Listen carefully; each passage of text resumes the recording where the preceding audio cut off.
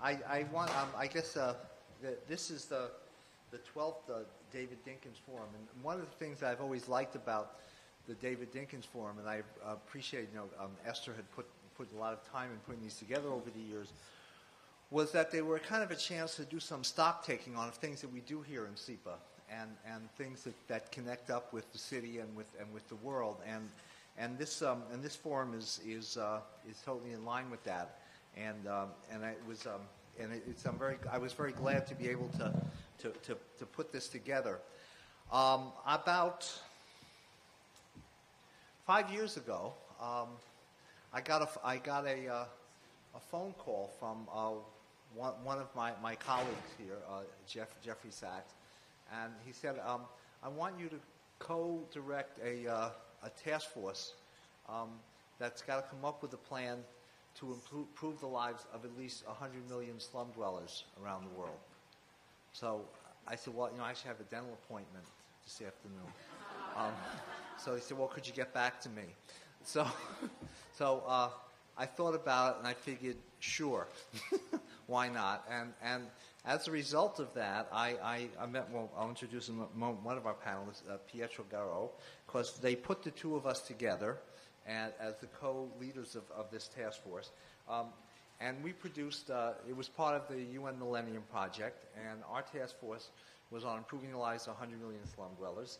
And we produced a study called The Home in the City, and Pietro just brought me the Italian translation. So far we've had a Spanish translation, an Italian one, and we're going to be working on Portuguese, and I'm hoping to get in a few other languages. Anyway, the fact of the matter is that we're going to just change the frame of reference here a little bit in talking about urban poverty. As Mayor Dinkins said, this is the first time in the history of humans that more than half of all the people in the world live in urban areas, in urban settings, and it's. But it isn't just simply that, because what is happening is, even though more than half of them live in urban settings, what's also happening is the fastest growing proportions of the urban population are also the poorest. And the poorest urban residents are also residents of cities in the poorest countries. So the issue of urbanization in the 21st century is going to be a major one. You're simply not going to be able to solve problems of pandemic diseases, of global climate change, unless we take on the issue of how our urban areas function.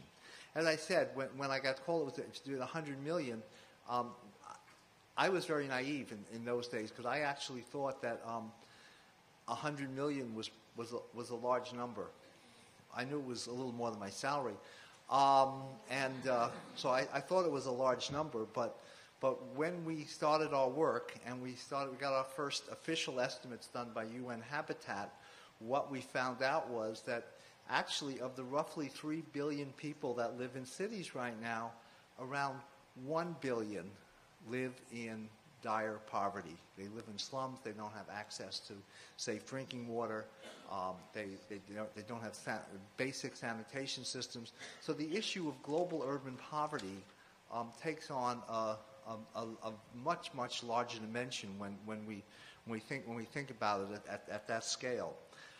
The issue of migration and work is very real. You really can't appreciate what's going on in any city, including New York, without understanding this large context. If you are out on and you buy a genuine fake, Louis Vuitton handbag on the street, the chances are it'll be a Senegalese merchant who will sell it to you, and he'll be sending remittances back to Dakar or somewhere in Senegal, supporting a family there. So even in the ordinary everyday transaction like that, the issue of global migration, global populations is very real. The secret to the success of New York City was, I almost think in every generation, at least half of all New Yorkers were either foreign-born or the children of foreign-born. Essentially, the history of cities is a history of migration. Sometimes they're internal migrations from rural to urban, and sometimes they're migrations from one place to another. So the issue of how cities work are really issues of how cities become inclusive and how they make people part of things. That's why we called our report A Home in the City. So we're going to talk today a little bit about that context. And the three speakers that I've asked are going to speak on from somewhat different geographic perspectives, but they're also going to bring slightly different interpretations to it. Pietro Garau, who, as I say, we often call each other partners in crime here, in terms of the work we do around the world. Pietro teaches at the University of Rome.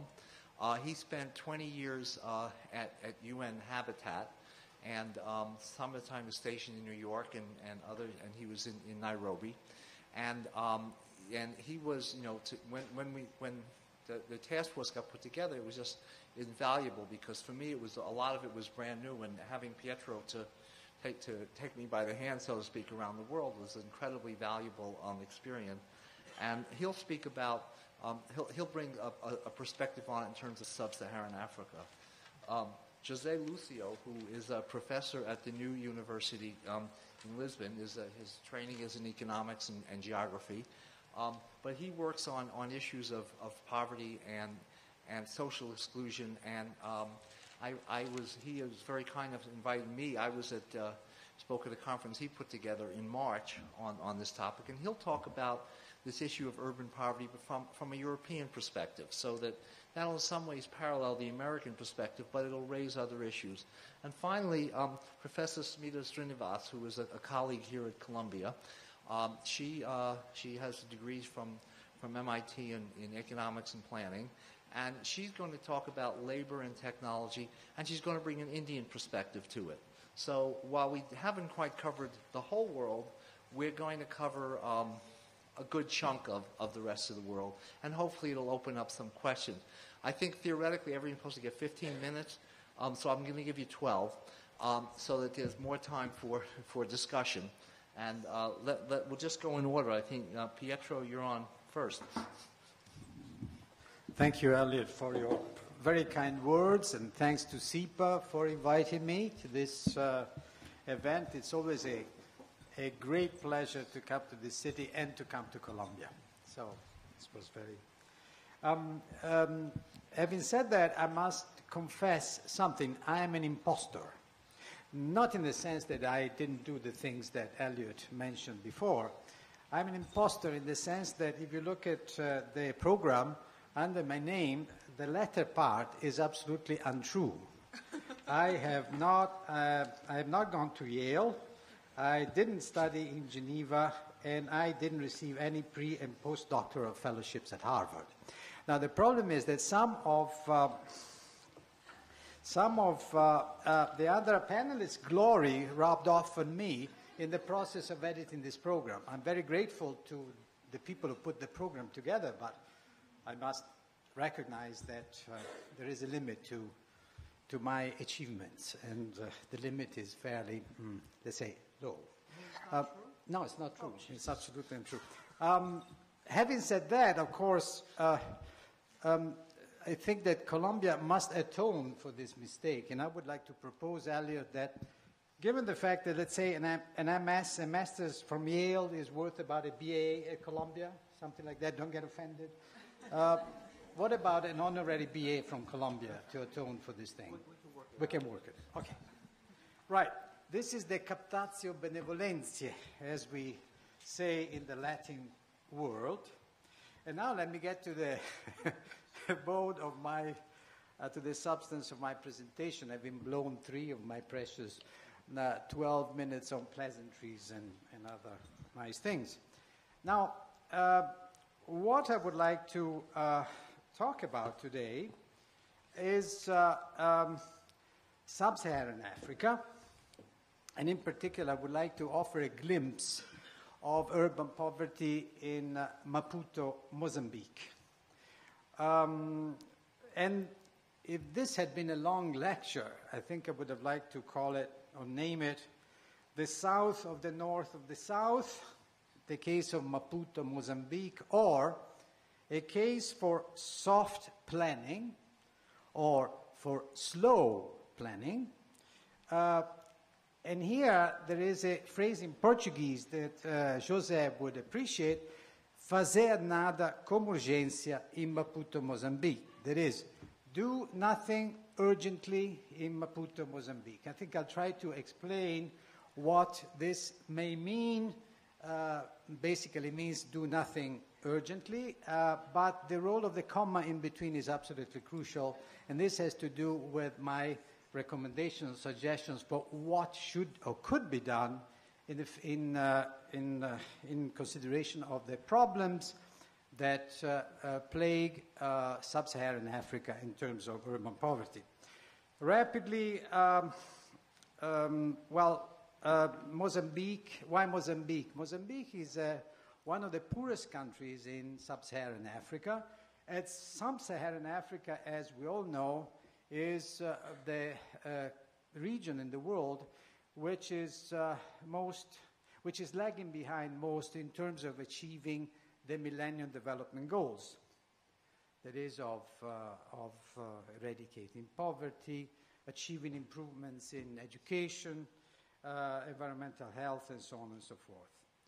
Now, it's also a developing, Mozambique is classified as a least developed country, so one of the poorest countries in sub-Saharan Africa.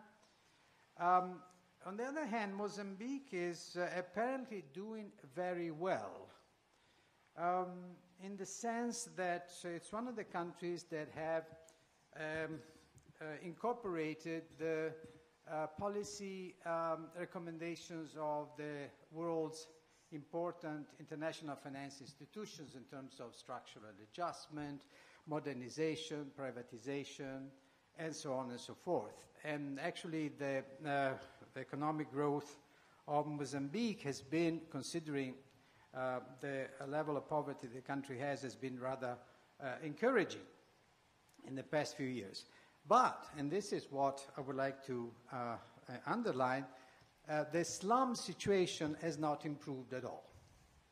So we have in that country, and it's not an isolated example around the world, this schizophrenic situation. On one hand, the economy is doing marginally better in terms of economic output, but at the same time, the population, the percentage even of the population living in slums is increasing.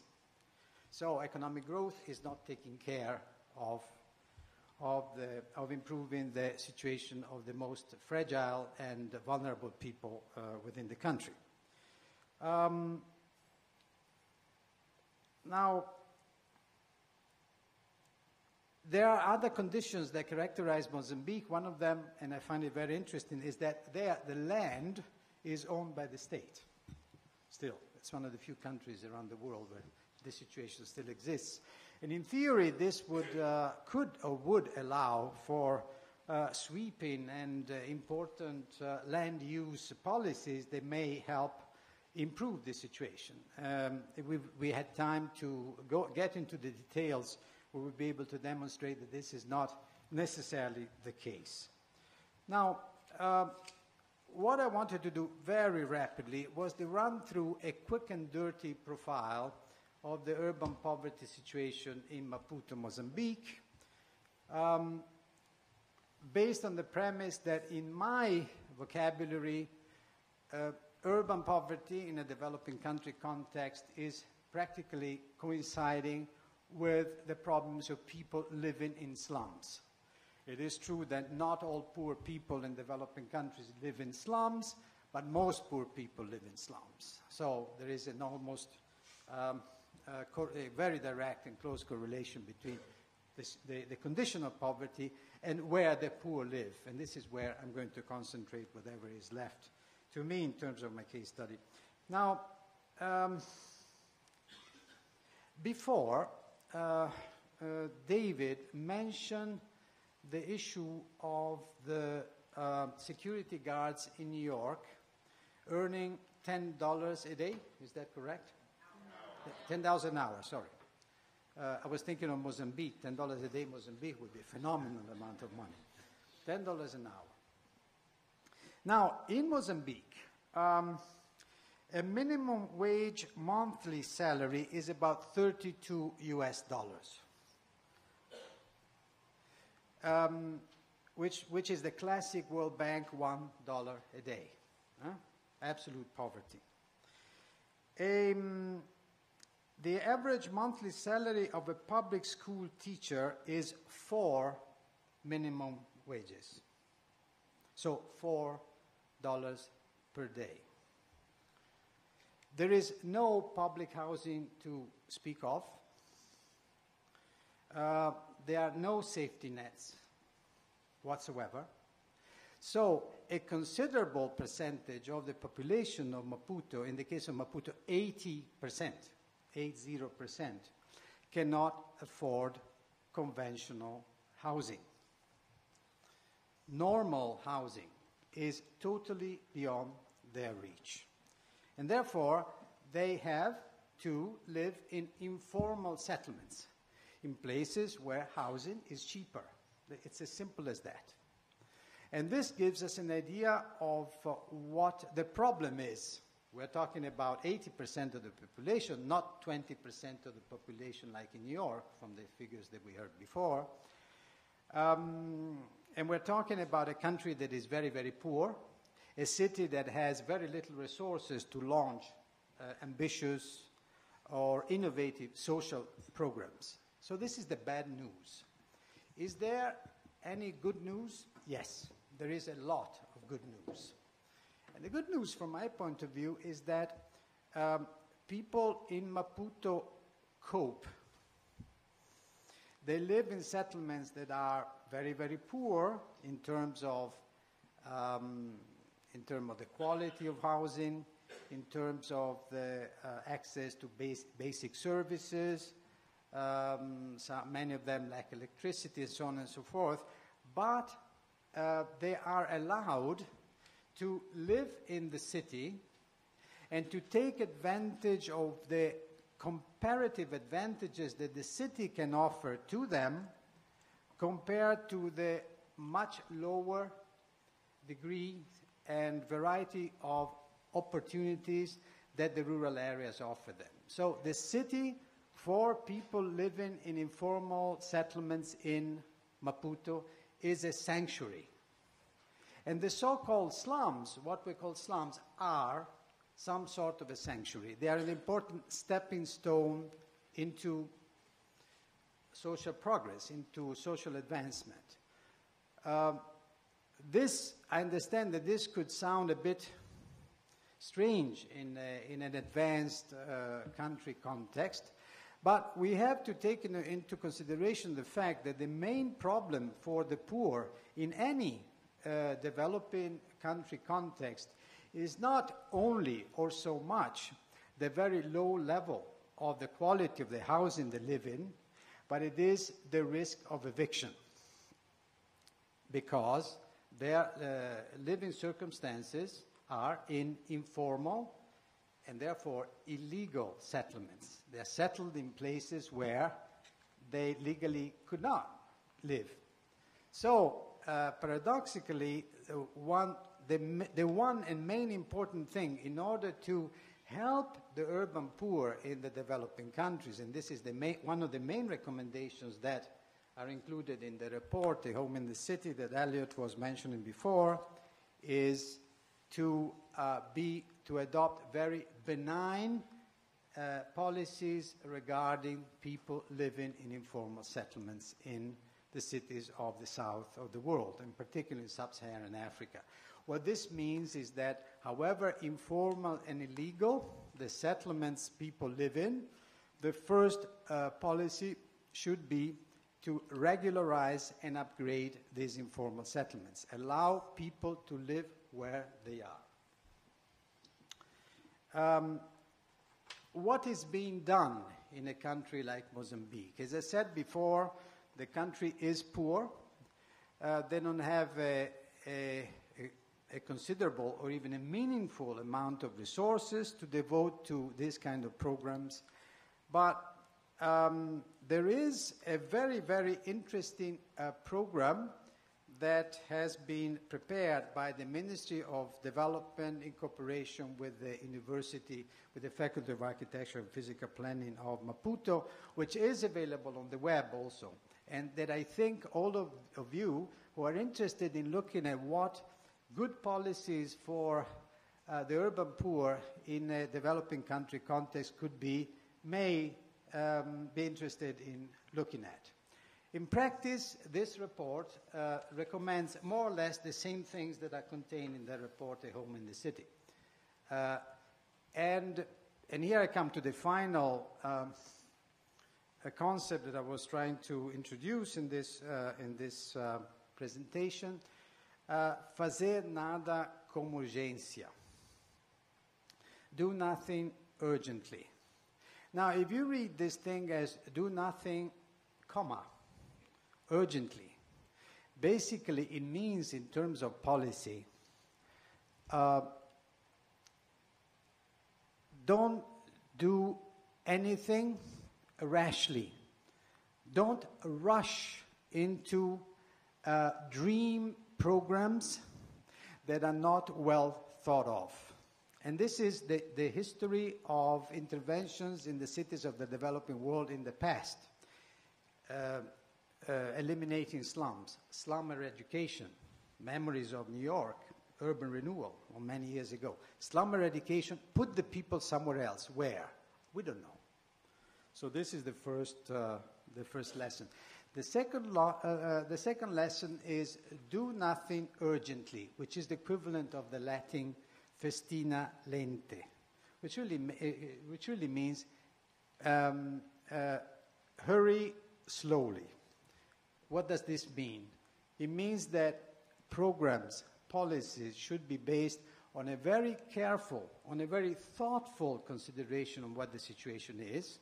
And once that the situation is understood, once that the real problems of the urban poor are understood together with them, then we can move, then and only then we can move, and we should move very fast into the implementation of the right policies. Thank you.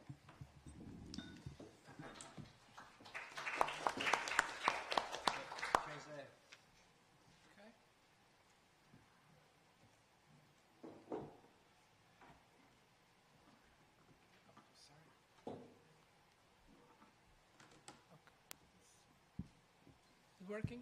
Okay. Good afternoon. I'm very happy and honored to be in this forum.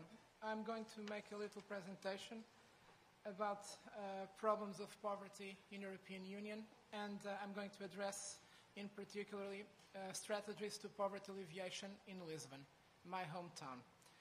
When it comes to European Union, when you speak about poverty, it's important to say that when you speak about poverty and strategies for poverty alleviation, it's important to understand that there is a dimension of expectations when it comes to poverty alleviation. And in Europe, it's important to remember that Europe is known as a welfare society. It's important that we remember this. And I'm going to, we heard in this room a reference to those famous riots in France. What is most interesting is that the people who made those riots because they wanted to be included, not because they want to feel excluded, because they wanted to be included in the society. It was an extreme way to show their despair, but in fact, at the end, that was exactly what they wanted to show. Their will to be included in the French society, and in a larger extent in the European Union society.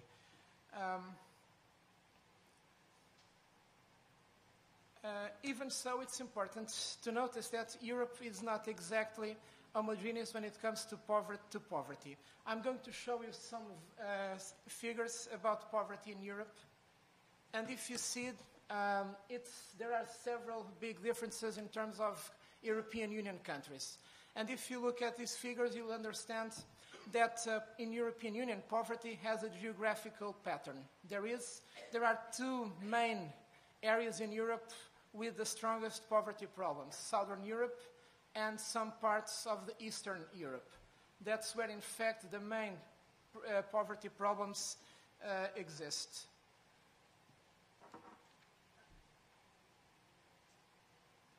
In terms of causes and consequences, there are several causes and, of course, consequences similar to United States.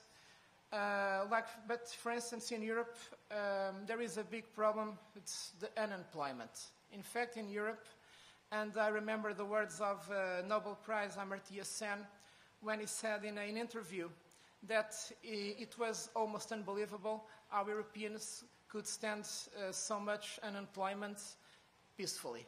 In fact, currently, we have almost 18 million unemployed people in Europe, and I think that is, in fact, a lot. It's not surprising that several countries have 2 digits in terms of unemployment rates, 10%, 11%, 12%. In terms of consequences, I think it's important to tell you that in Europe we speak a lot about the famous European cohesion, the idea that Europe should be very homogeneous in terms of its economic development and in terms of its social development. But the fact is, when you look at those figures of poverty, you understand that maybe, at least for the next 20, 30, 40 years, maybe this European social cohesion, it will be some sort of a dream. Because the thing is, when you travel inside Europe and you move from Lisbon to Spain and then to France and then to Romania, you will notice that there are huge differences in terms of wealth, in terms of economic development, in terms of the quality of social services. So this means that Europe, it's not exactly, when it comes to is human geography, an homogeneous geographical space. Now I'm going to speak a little about Lisbon. It's important to say that Lisbon City Hall, I'm going to start with Lisbon City Hall, is strongly committed right now with the problems of poverty alleviation and social exclusion. In fact, it's one of its main policy lines today. And not surprising, Elliott spoke about the international conference where he addressed the keynote. Lisbon City Hall was the main sponsor of that international conference on poverty alleviation. When it comes to concrete initiatives of to fight poverty, I can give you this set of interesting examples. Related with the homeless people in Lisbon, it's important to say that Lisbon, when it comes to the causes of poverty, we have the problem, and I'm going to speak in a few minutes a little more about it. We have the problems of migration, a big problem, the aging population, and the problem of homeless people. In terms of homeless people, the work that is currently under a specific policy involves what we call the 3 levels of action. At the first level, it's important to take the homeless out of the streets, to give him shelter. That's the first level. At the second level, we try to give him, the homeless, some basic services, for instance, access to health public services. And finally, at the end, what we really want is that the homeless or the poor people cease to need to be helped. In fact, what we're trying to do is to give him a level of self-confidence that will allow him to look for a job and to try to find an affordable house. This is what we call the 3-level strategy. Now I'm going to speak a little about these 2 issues, aging population and migration. Nowadays, and most likely in the future, migration and aging population, it will be the biggest poverty determinants in Europe, particularly in Southern European countries. And right now it's very difficult to know exactly, for instance, because of the lack of studies, the impacts in the long term of aging population and migrations. For instance, when you speak about migrations, in countries like Portugal, we start to receive several 1,000 immigrants, for instance, from Eastern Europe. And those immigrants, for instance, they came to Portugal, and unfortunately, they are under dependence of the mafias, the mob. There is one of the strategies, this is only an example, that the mafias do. They confiscate the passport, and then the immigrant will have to pay, let's say for 2 years, a specific amount of money each month, and then they will return to him the passport, for instance. Of course, we are talking about, this is another problem, illegal immigration. So, and of course, at some extent, the poverty problems in Lisbon are related with migration.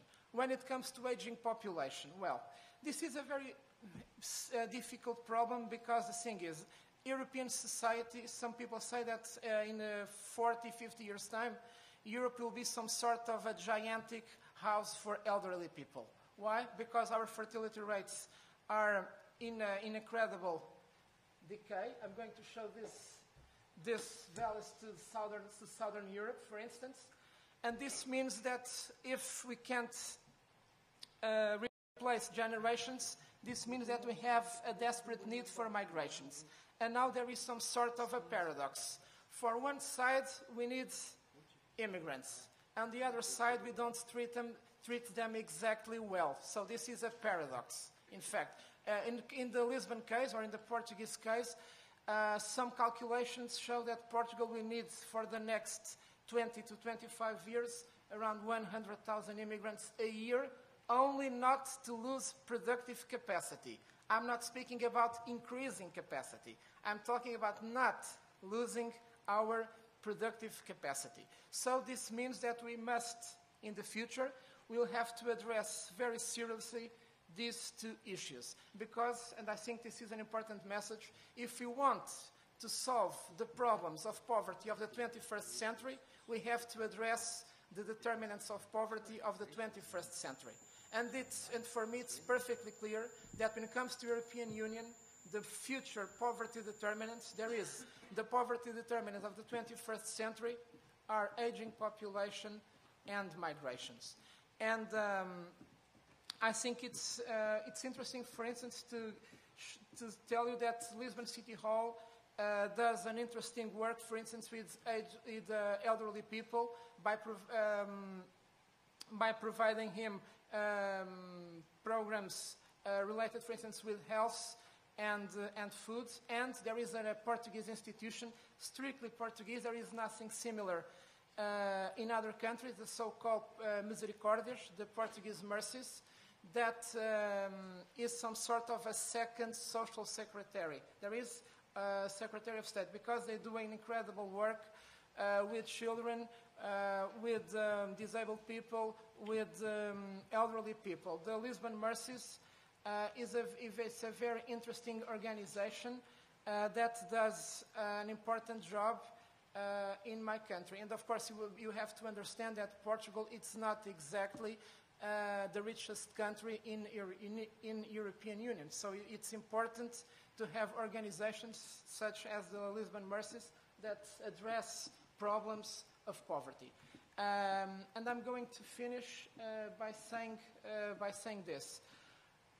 In European Union, it's in fact a geographical area that is considered to be a developed area, and it is true, but the fact is we have problems of poverty like in other areas, of course with different characteristics, but the thing is poverty exists, and it's important that if you want to address the poverty problems for the next 10 to 15 to 20 years, we're going to need new policies that will start to address the problems of the 21st century.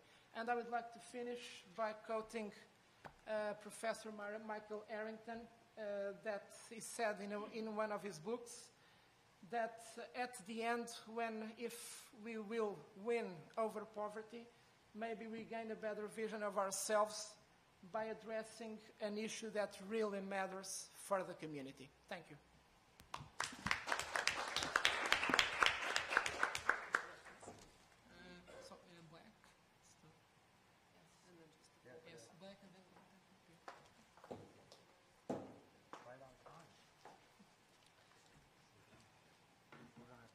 Well, I'm waking you all up. It's 4 o'clock, so rise and shine. We're the last presentation of the day, so you can make it. I'm going to be talking about, I think, the real dilemma of a lot of urban regions around the world, and the real issue of poverty, which, coming as someone from South Asia, I'm from India, I'm from the city of Bangalore. The real issue for me seems to be one of sort of a depoliticization of poverty. Somewhere we seem to want to take on the rhetoric of global cities. We want to feel like whichever city we belong to, whether it's New York, whether it's Lisbon, whether it's Rome or Bangalore, we want to be part of something seen to be the global economy, but we're not asking the question of how do we socially regulate this economy. Where are these props supposed to come from, where people are supposed to integrate? Who is supposed to devise these? And I confess, in listening to my colleagues talking in the prior panel about New York City, I was envious that the debate about New York City could be framed largely in the context of New York City and the federal system within the US. Whereas in most developing countries, that luxury does not exist. We take on not just the city and all the problems of the city, we take on the problems of the national context, and we take on a huge number of pressures from international organizations, as well as the US government, the European Union, and everyone else, trying to fiddle with the politics of third world cities. So I do want to bring in the sort of the repoliticization of this debate, because poverty is not something where you lack an income and it's not just a lack of assets and a lack of income, it's also a lack of a certain set of institutions to support a move from a certain category of society into another category of society. And I think that's something we all have in common. So let's see if I can make this work. So one of the problems we need to understand when we're discussing cities, particularly in Asia, Africa, and parts of Latin America, is that there is a problem with slow industrial manufacturing job growth. We are not going to see acceleration of manufacturing job growth to keep up with the needs of employment. What does this mean in practical terms? It means that we are going to see an explosion of services, urban services job growth. And what does that mean? What do we mean? We step out on the streets, we're going to see more people selling vegetables, more people with little carts attempting to sell you little items to make a living, a huge boom in construction jobs, a huge number of waste collection, rag picking. Some of these are the worst jobs around, and yet they're also the highest acceleration in terms of job growth. So we need to keep this at the back of our heads. There is a massive dependence on wages. So without that wage, we have no social safety net in most developing countries. We don't have a welfare state. We have a very incipient welfare regime, if anything. Family supports, community supports, neighborhood supports are often the only support you have. So we're talking about a very, very different set of systems. And so while we are discussing the global cities, I'd like to point out that these cities are increasingly one where capital flows, investments flow, companies move, and yet the migration of labor is constrained, and the supports of that labor are heavily constrained. Let me just talk about sort of two kind of ironies about these global cities. You will hear repeatedly in the press about, has your job been Bangalored, right? Which is basically, has your job been offshored, outsourced? The reality is those cities have their own politics and problems with strange ironies they're contending with. On the one hand, huge investments in urban development, in pharmaceuticals, life sciences. I've studied this trend across Asia. At the same time, an inability to provide citizens with basic social insurance, basic health services, and so on. So we're kind of seeing a medicalization of health, which to colleagues here in Colombia should be interesting, because we have public health, we have social work, urban planning, all kinds of things going on here. We do need to think about these strange ironies. We cannot have certain patterns of urban development and investment without understanding the flip side. That is, your social policy can't constantly be catching up with economic development strategies without thinking through the consequences. And we're stuck in a rut in many developing countries. The other issue is, of course, one of urban space, the battle over public space. no matter which Indian city you pick, the number of playgrounds you find, it's a battle perpetually with land speculation and the ability of the city, the government, national priorities to invest in very kind of high-tech growth, because it's a very sort of seductive vision of our cities today, engines of growth. But we're not thinking about some of these other mechanisms to draw in a larger population. The reason it's interesting that we're all in the room is no matter which city you are in the globe, the problem is similar, which is an increasing informalization and casualization of work. So we share this across the globe, and it's a particularly interesting time to be having this conversation because I think our solutions may be different, but a lot of the problems are shared ones. So one of the questions to ask is really, take a particular strand. Here we are in cities across the developing world where you have no social safety net. We can't patch together little programs. We can't say, let's have job training, let's call on these things, because that structure simply does not exist. So there are individual programs in place, but there is no set of citizenship entitlements in most of these countries. So we're talking about a very different set of priorities. So if you look at this worker there on the street, she's selling something, she's got a kid in her hands. Why does she have a child sitting in her lap? Well, what else is she supposed to do? This is the reality of most of the world. Let's just talk briefly about these numbers. If we are to understand how to address poverty across the world, we have to understand work ecologies. We have to understand who is working, where are they working, and how are they working. We do not have these numbers yet because in this larger depoliticization of the labor debate, declining unionism, problems with bringing back politics into development, we're seeing that there's a great emphasis on increasing manufacturing types of jobs. That is what we think of as the Fordist, Ford model jobs in the Western economies. We are not going there. That's not going to happen. We have to be thinking about different strategies for growth.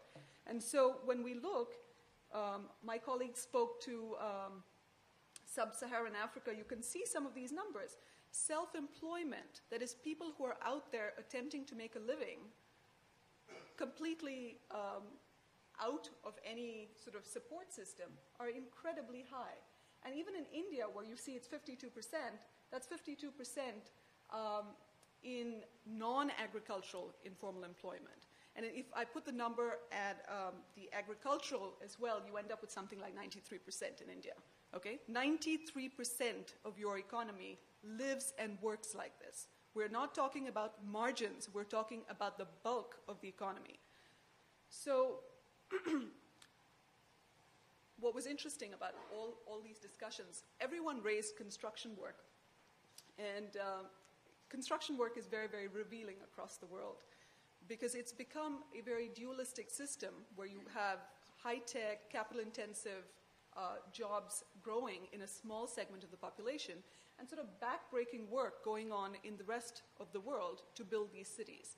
So they really are city builders. I mean, these people are the city builders, I mean, literally from the ground up. And so the questions for us are, when we think about our cities, do we want to describe them in this sense of, how global are they? What strands of this debate do we want to be global? We obviously have some shared concerns. Bangalore, you will see perpetually in the news as global, high-tech, and so on. The reality is it's a minute fraction of what's happening in that city. Like most Indian cities, and like most cities across South Asia, the problem is hazardous urban service economy jobs, which are growing at the most rapid rate. And if we're going to make a dent in any issue of poverty, we're going to have to address this. Now, it's all not hopeless, and I want to just leave you here with LaborNet is an organization which is attempting to straddle sort of a new unionism. Unionization in India, like in a lot of countries, has really suffered. The jobs are too different, too fast-changing, in too many different kinds of work sites for traditional unions to take this on board. And so you're finding a new way of organizing, whether it's home-based workers, workers out on different construction sites, you have to find new ways of organizing. And whether you do it through traditional industrial labor relations or you do it through nonprofit action for certain kinds of social supports, you do need this. And what they're doing is, in our discussion of the seed programs, a combination of job information, building health insurance alongside, and addressing gender disparities. Because in South Asia, this is one of our primary issues. Gender disparities and poverty are acute, and women's access to sort of the traditional labor market strategies are also falling away. And so we really need to find ways to deal with this. So this is really kind of the work ecology we need to be a little sensitive to, which is every one of these categories of workers needs a rather different poverty strategy. Low-income work doesn't cut it as a label certainly in South Asia, which is that we need to have some kind of differentiated understanding of how these people fit in, and I don't think we know enough. I think we need to go back to the labor institutions that we've had for a long time, trying to understand how these have adapted. And in the large debate about development, where we deal with the World Bank, the IMF, the International Labor Organization, and so on, I think particularly for students at SIPA in urban planning and so on, I think we really need to generate a new dialogue about bringing politics back into development quite directly, which is taking urban reality as is, not looking at national realities all the time, because even within India, we have close to over 17% of the world's population now. That's almost 1/5. And 1 in 3 people is either Indian or Chinese on the planet today. If we don't understand how the economic development strategies are being traded off versus the social policy side, I think we're going to be in serious, let me not use the same metaphor that was not used this morning, we're going to be in serious problems a few years from now. And I think there's a romance of self-help and community help, which I think is also dangerous, which is it points to a certain kind of liberalism in the debate about if you can help yourself, we'll look at you, but we won't look at you otherwise. And that's really sort of the definition of poverty I think maybe we should end with. Thank you.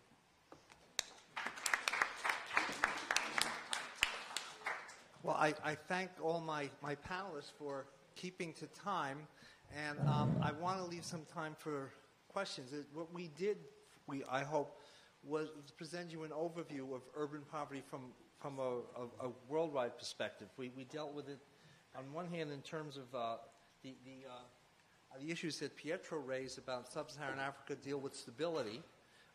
People basically need to have some rights to the city. Jose dealt with this question of the service needs in basically in middle and higher income countries. And finally, Smita raised the last issue, which is issues of structure and institutions. So the 3 S's I have: stability, services, and structure. And then they get down to questions of basically the role of the state in this. So let me open it up to you all for a few minutes. 1 and then 2. Okay. By the way, I was asked to ask you to go to the microphone only because this is being recorded for posterity or prosperity, whichever. Hi, I'm sorry. I'm an incoming student this upcoming fall, and I grew up in Haiti, and I just got back from Burkina Faso, West Africa, and urban poverty is one of my major interests in terms of studying. And one of the questions I would like to know is what kind of policy are established to moderate a lot of the funds or policies that are established to get the work completed, because a lot of people leave the rural area to go into cities, and a lot of time also migration from neighboring countries come into the major city, and a lot of time it's usually prostitution that's the main cause, and that's one thing. And I also have a question about the self-help or the romance of self-help, and I'm a big advocate for microfinance, microcredit, and I was wondering what's your opinion about that in terms of trying to get some kind of control, and what kind of incentives that have been proposed to governments to help control the inflow of population growth. Okay. And I'm sorry. Let me take a few more questions and then turn. If you would like to step in, because I hope you guys are taking notes. My comments or questions are directly for the gentleman from Portugal. My name is Peter Leahy. I'm a retired engineer, and I live in the community nearby here. Can you all hear me? Well, all right. The gentleman from Portugal used statistics, which I found interesting, and I'm very comfortable with that. But you had mentioned how Portugal and Southern Europe has a large number of people, like I think the number was 14 or 16% for Portugal, something like that. I wanted to point out something, and maybe you could think about it. I go to a country, small country. I was there 4 times last year, and that country is Ireland. In the past few years, it has really risen to the point that it's considered somewhat of a role model. It just crossed the 4 million mark in numbers for the first time since 1850-something. And that's unusual. They do a number of things, and that's not what I want to tell you about here. But if you could look into what they are doing, it could be used for the rest of Europe. And that's my basic question. I could comment more, but we don't have time for that. Thank you very much. Any guy on the microphone?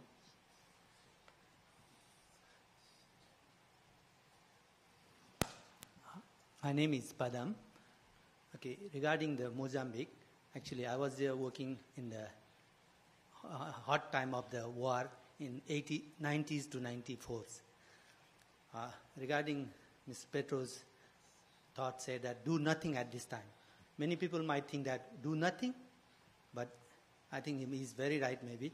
Just to give you 2 examples, like we don't have the rules and regulations like New York in Mozambique, because they can live in the hut and still survive.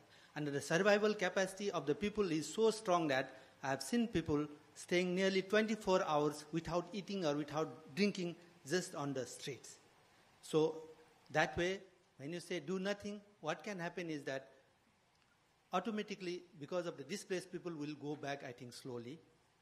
And they have enough infrastructure to feed, I believe, the whole of half of Africa. That was the capacity of Mozambique. But my question or thought is that wouldn't it be better if we could have the other cities? There are 7 cities than Maputo, which are very well infrastructurally developed cities. If we could make the programs there, I think the people will go automatically back soon, and the resettlement will be not a problem. Thank you. One more question, and then I'll give you guys a shot at answers.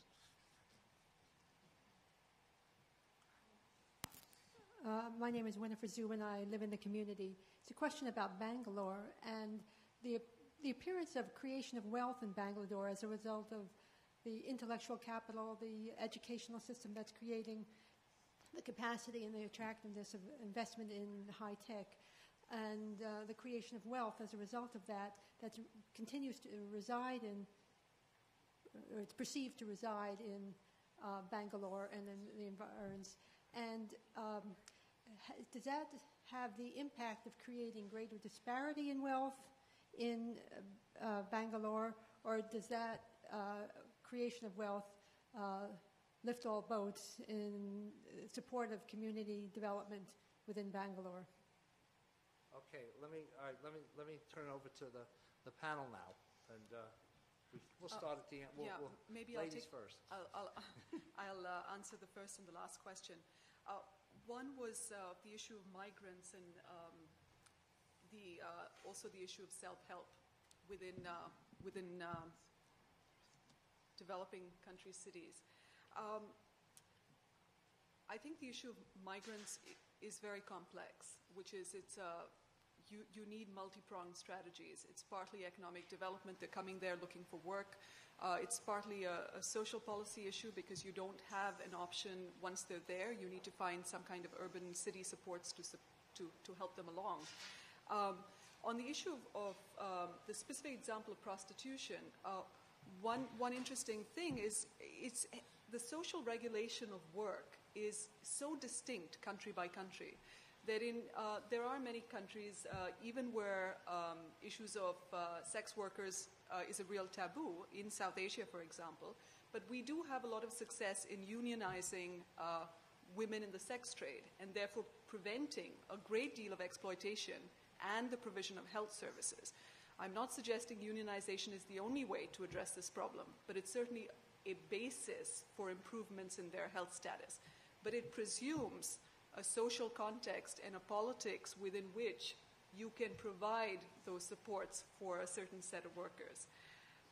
On the issue of self-help, I've done a lot of work with community groups, microfinance institutions over a period of time, and I think they do extraordinarily good work. What frustrates me, and I think we could be doing so much better, is that they don't have a mechanism, partly because the broader social regulation doesn't exist, the welfare state doesn't exist in the way we know it here, for them to kind of integrate their excellent work into something which is much more institutionalized over a period of time. So you find people doing well, but perhaps like the discussions we saw about New York City, the mechanism to track them and to integrate them into something more sustained ends up being difficult. And I know a lot of excellent colleagues in very good microfinance institutions struggling with this issue. I'm working on a particular problem in India, looking at how we can develop social insurance and health insurance programs more systematically, and microfinance is a big part of this. Very briefly on the issue of Bangalore. Bangalore, I'm a product of Bangalore. I'm a product of Bangalore's sort of, urban elite, right? Growing up, relatively privileged, going to some of the best schools. And there is a lot of giving back to the city now. We see a lot of sort of philanthropic work. We do see money coming back to the city. And I will say, on average, a lot of Indians do have that sense of wanting to give back. And I think it's because you walk out your front door and you're always confronting poverty. So you can't escape. There really is no escape. So I think a lot of them want to do good and give back. The acute problem, though, is one of space, infrastructure, and kind of a differential use of facilities that could be given to people who perhaps more need it, being given to a lot of high-tech industries. And they're very energy intensive. They use up a lot of facilities in the city. Jose, does Ireland's miracle have any lessons for the rest of Europe? The question about Ireland is a very interesting one, and in fact, Ireland inside the European Union tends to be some sort of great example of the, let's put it this way, of a correct and clever strategy. But the thing is, during the 70s, so around 30, 40 years ago, there was a debate in Portugal in terms of the future national strategy. And in fact, Portugal at the time made an option. Now we know that probably it was not the best. That was, instead of making a big investment in the new technologies, for instance, the idea was to build lots of infrastructures and good services and waiting for external investment. That will be the key to our economic growth. During the next 20 years, the strategy proved to be acceptable with good results, but unfortunately, we did not take into consideration the effects of globalization and the fact that after the fall of the Berlin Wall, basically inside Europe, a new interesting area to foreign investment appeared, Eastern Europe. And that was something that 1975, 1978, the Portuguese politicians and the Portuguese strategists simply didn't know at the time. Now, of course, we can say, well, it was wrong. Yes, it was wrong. And I think Ireland is a very interesting model in terms of making an interesting strategy based in internationalization, in technologies. Even so, I don't know if you noticed, Ireland has a poverty rate similar to Portugal, 20%. This means that the benefits from the economic growth are not spreading to the entire Irish population. And if you visit Ireland, like I did more than once, you will notice that among the wealth that we can understand, you can see, there is still problems of poverty that must be addressed. But I agree with your perspective. Ireland, in fact, is a clear sign that it's not necessary to be big to do things great. Okay? So it can be a small country, but you can think big and you can do great things. Everything? Oh, yeah. Well, I was thinking of small countries. I worked in Switzerland for a year or so. I was in Geneva working with the and I noticed that Switzerland was doing rather well. And Luxembourg was doing even better. So, I don't know. I'm just fascinated by your reply about the Ireland thing. And Manhattan, just around Central Park, is doing even better. Yeah, absolutely. I don't know to what extent the Irish miracle is a bit of a myth. I mean, it does exist, of course. We have figures to prove it, etc., etc. The progress that Ireland has made in this past 8 to 10 years, as you rightly suggested, is absolutely phenomenal.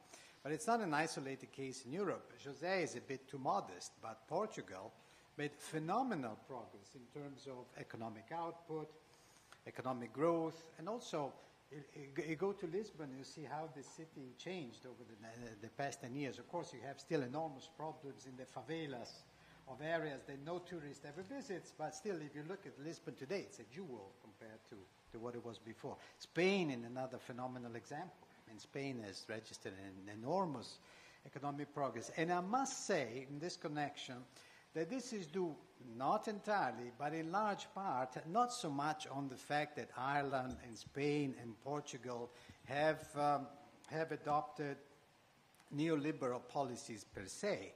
I think that it's very important to acknowledge the role that the European Union has played in the growth and in the development of these countries. The European Union works like the World Bank, more or less, or like the UNDP. Policies are slightly different, but it has a huge fund. Each country contributes to this fund, and each country contributes to the European Union in terms of more or less 1% of the GDP. And then these funds are redistributed in development programs, as it were, in large parts, and distributed according to the countries that need these funds more. So Portugal, Ireland, and Spain and Greece have received proportionally much more assistance, technical and financial assistance, than other countries in order to achieve the overall objective of the European Union, which is social cohesion. That is, the main formula there, which I think is very interesting and very important, is that we cannot really achieve our political and social goals if differences among our countries are still very large. It's very important to try and diminish the differences in development within our countries. Can I take another thing? You can. The do-nothing thing about Mozambique. Let me explain very briefly where this fazer nada com urgência comes from. And this would be of interest to the students of planning and architecture, if there are any here. We all heard, of course, about Jaime Lerner and the city of Curitiba in Brazil and the experiences of that city in terms of good planning, of getting the population involved in developing one of the best urban transportation systems in the world, etc., etc., etc. Now, this Fazer Nada com Urgência is a little episode that you can find in a delightful little book authored by Jaime Lerner, the former mayor of Curitiba, which is called Agopuntura Urbana, Urban Acupuncture. And this book describes little interventions, not necessarily of a physical character, they can produce positive results of positive reverberation in a certain area.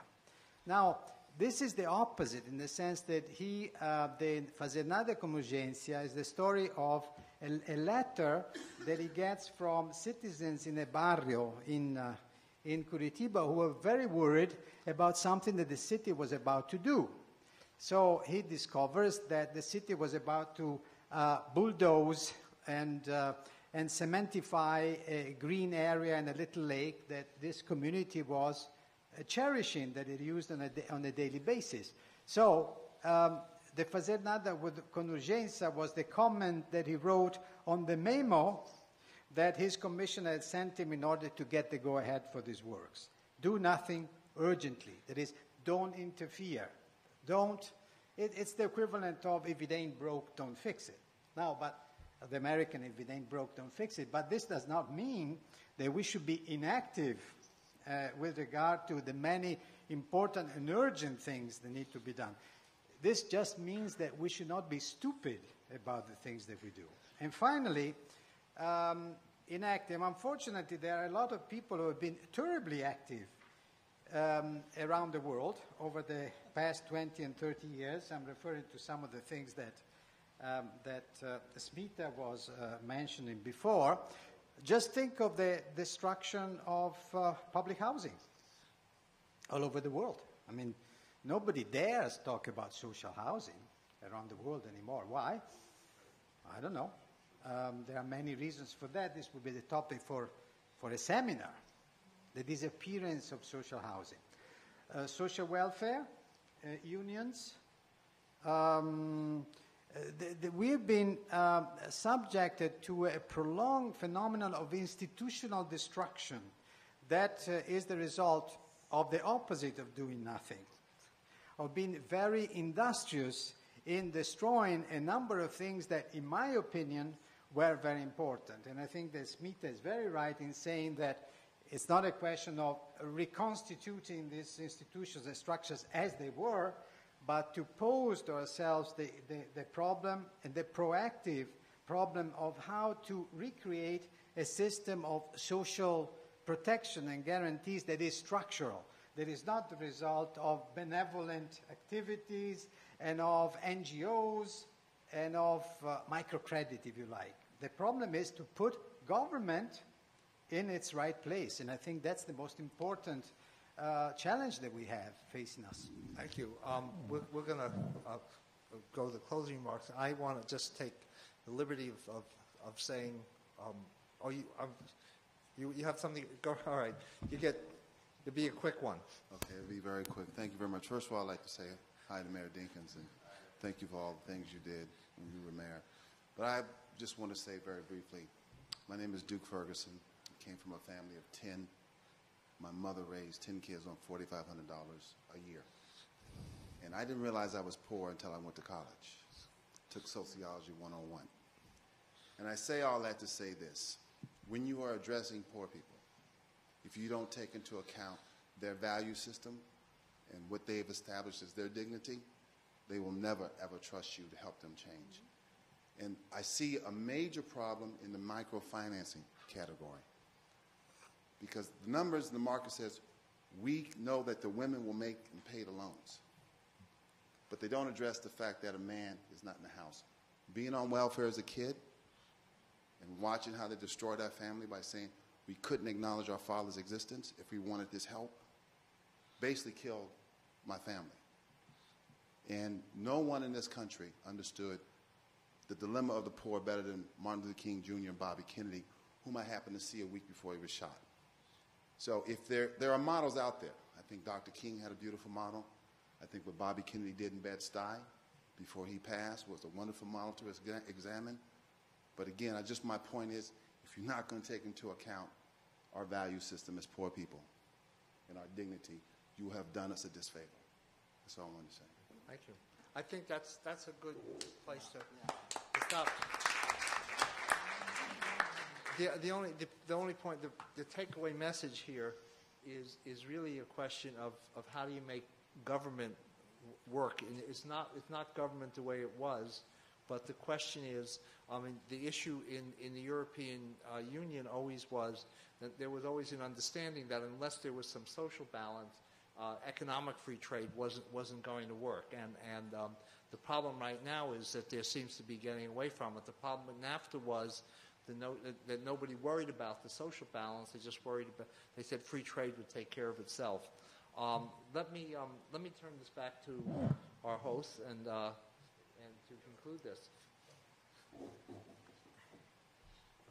On behalf of Dean Anderson, I'd like to thank all of you for attending the forum today. I'd like to thank all of our speakers for the time that they put into their presentations and for helping us think a little bit about the lessons that can be learned from different cities as they struggle to deal with poverty. One thing that I was especially impressed with is that even though every city seems to deal with different problems in terms of politics and demographics and economics and infrastructure, the theme that we've heard all the way through the last comment from the audience is that every program has to listen to the people as it tries to solve the problems of the people. So I think that is one lesson that transfers very easily from New York to Mexico to India to Europe and everywhere, I hope.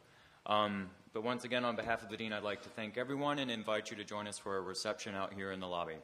Thank you.